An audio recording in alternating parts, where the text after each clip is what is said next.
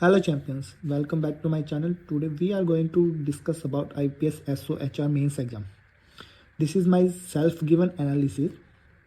मेरा जो एग्ज़ाम था वो 28 जन को था एंड टोटल वैकेंसी की बात करें तो इस साल जो नोटिफिकेशन में रिपोर्ट की गई थी वो 31 थी, जो कि लास्ट ईयर नोटिफिकेशन में रिपोर्ट की वैकेंसीज की डबल थी।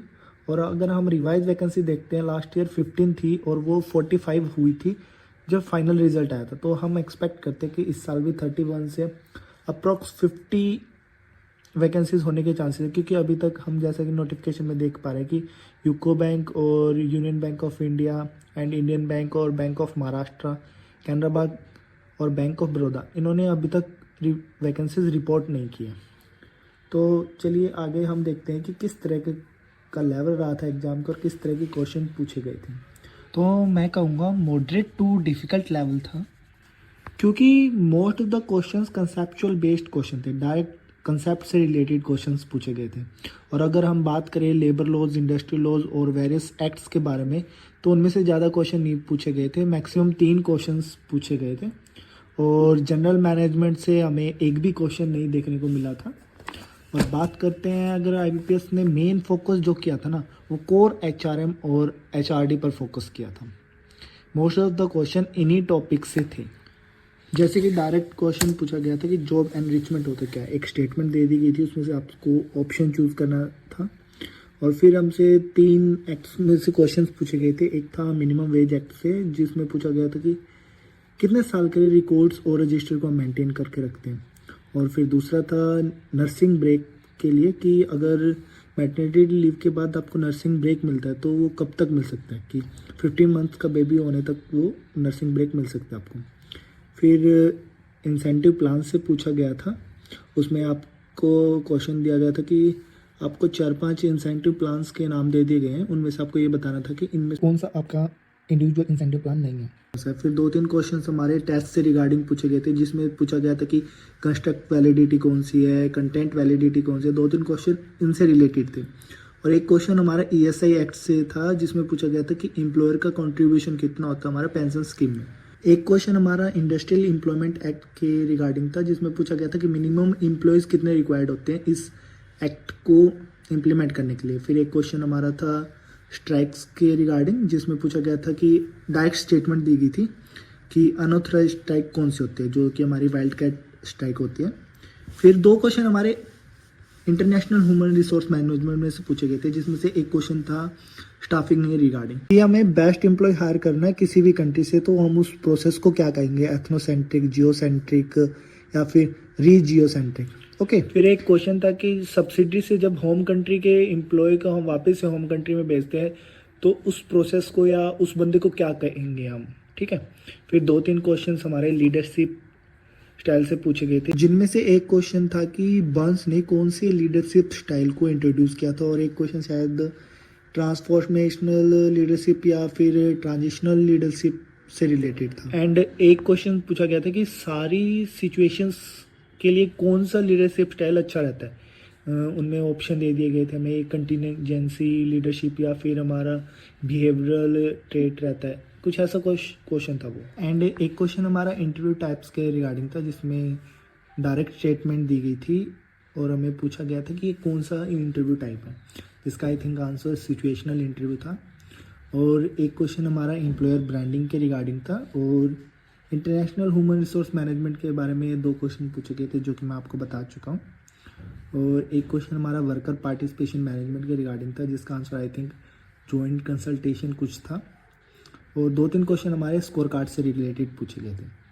और एक है ना डायरेक्ट स्टेटमेंट दी गई थी, जिसमें पूछा था कि बिजनेस प्लानिंग की जो स्ट्रेटजीज होती हैं उसको जब हम ह्यूमन रिसोर्स मैनेजमेंट के साथ लिंक करते हैं तो उस प्रोसेस को क्या कहते हैं, जो कि हमारा होता है strategic human resource management. Okay.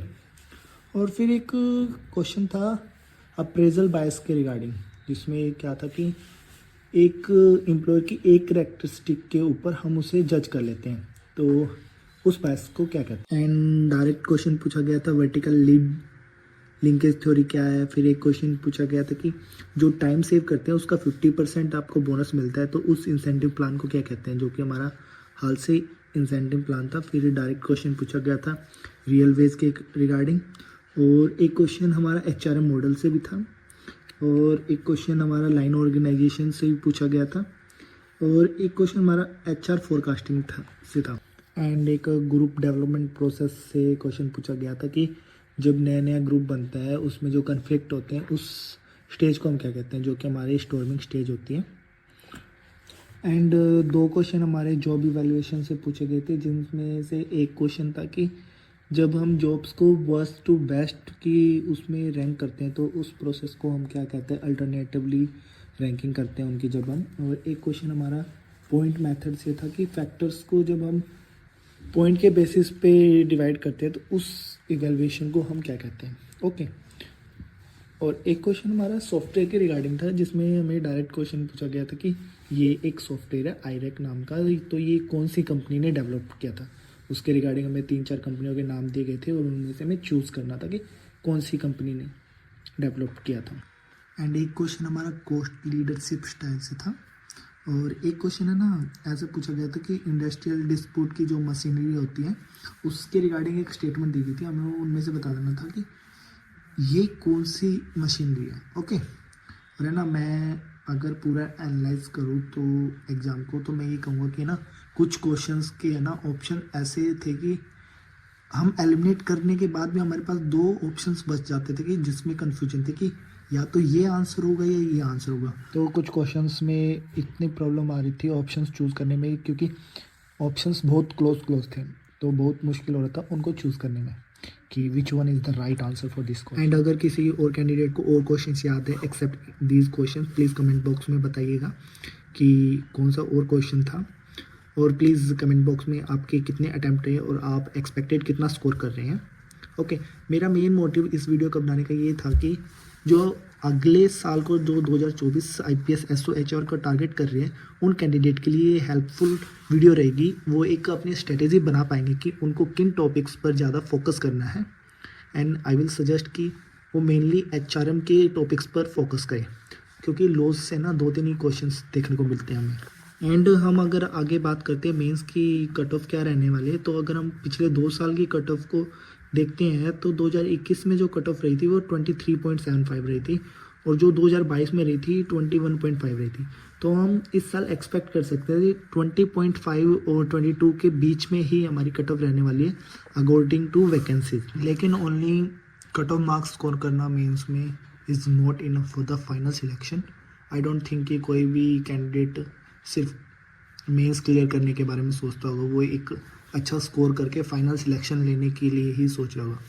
अगर आपका स्कोर 32 to 33 प्लस है तो आप एक सेफ स्कोर है, तो आप एक फाइनल सिलेक्शन की रेस में हैं। बिकॉज जो फाइनल स्कोर होता है उसमें 80% हमारा मेंस का स्कोर कैलकुलेट होता है और 20% हमारे इंटरव्यू के मार्क्स कैलकुलेट होते हैं। तो इनके अलावा अगर किसी भी कैंडिडेट को कोई और क्वेश्चन याद हो तो प्लीज़ कमेंट बॉक्स में बताइएगा, और आपका कितना अटैम्प्ट रहा है और आप क्या एक्सपेक्टेड स्कोर रखते हैं विद एक्यूरेसी।